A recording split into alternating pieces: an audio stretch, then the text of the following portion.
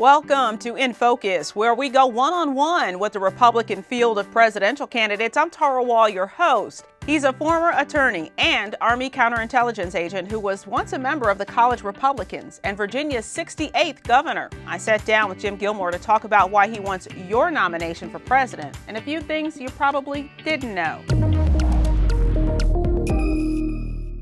And in this edition of In Focus, joining me now is former Virginia governor and former RNC chairman, Jim Gilmore. Thanks for joining us, Governor Gilmore. Thank you, Tara.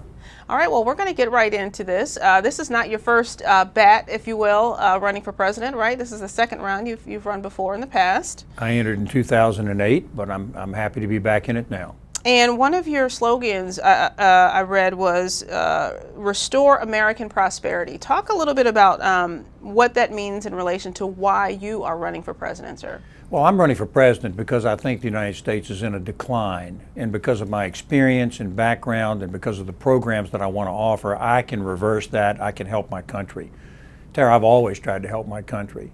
Whether I've been a prosecutor, attorney general, governor, United States Army veteran, whatever I've done, I've tried to help my country, and I'm very concerned now about the direction in which we're going. I believe that I have a program to turn this country around, get the economy moving the way that it's supposed to, build jobs and opportunities, careers for young people, and then begin to get wages up. And if we don't do that, we're going to have a national security problem because we have to have a strong economy in order to have a good national security. I can do these things, and that's why I've decided to enter the race, because I'm able to help my fellow Americans. Yeah, and the project you might be referring to is what you call your growth code. That's right. Is this, I mean, there are a number of issues that are out there, obviously, national security among them, the economy, but what would you say? I mean, whether it's the economics, whether it is your growth code, what is the biggest concern in your view facing our country right now? Well, it's two. It's the economy and the decline of the United States economy, and the fact that we don't have an economy that's robust enough to really get people working and give them a real opportunity and better wages. But I'm also very concerned about the national security of the United States. If you really look at the Obama-Clinton foreign policy and national security policy, you see a decline in this country, a pulling back in this country, a constantly sending a message that America is gone and down. I want to reverse that. I think America, our greatest century is going to be the 21st century. And to effectuate, to do that, we're going to have a strong economy. We're going to have a decisive, strong presidential leadership in order to rebuild our national security. The sequester has got to come off the defense budget.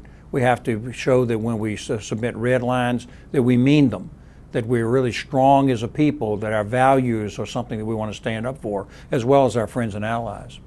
For those voters who are still getting to know you, there are many voters who are still getting to know you. Tell us why or how you personally became a Republican. Well, it's kind of an interesting story. When I was in high school, all I really did was play music. And then I was approached by a fellow who said that he was going to run for the state legislature in Virginia. And I said, I don't know anything about this. And he said, well, I want you to handle a precinct for me. So I did. And I went door to door, to every door in that precinct. And when it was all over with, he lost. But I had carried the precinct. And at that point, I found a way that I thought I could really change people's lives and make things better. And that's how I entered politics. Wow. So in your professional life, who would you say is the greatest influence on you professionally? Well, that fellow really started me off, because what he said at that point, he was a Democrat. And what he said was, I'm going to get you now into the Young Democrats. And I said, no way. I'm going to the University of Virginia. I'm going to join the Young Republicans, and I'm never looking back. And I did. So I think he was actually very influential. Of course, years later, when I became the governor of Virginia, I appointed him to be chairman of the parole board. Oh, wow. All right. Well, so one final question, that is, tell me something that most people or maybe nobody knows about you that would surprise folks. Well, I like a lot of things. I like music. I like almost all music. I like art. I go to museums almost everywhere that I go and spend time looking at the paintings and looking at the sculpture. I connect with people very often because of a mutual love of art. I like movies. I get a kick out of watching movies and spending time doing that. And I like sports. So I do all those things, and I think people really don't know that much about me because my public persona is all anybody ever sees. Okay. Well, thank you so much, Governor Gilmore. We appreciate you taking the time out for In Focus in this session. And so we just wish you well and good luck out there on the campaign trail. Thank you. Okay. I'm Tara Wall. Thank you for watching In Focus. You can check out the series at GOP.com.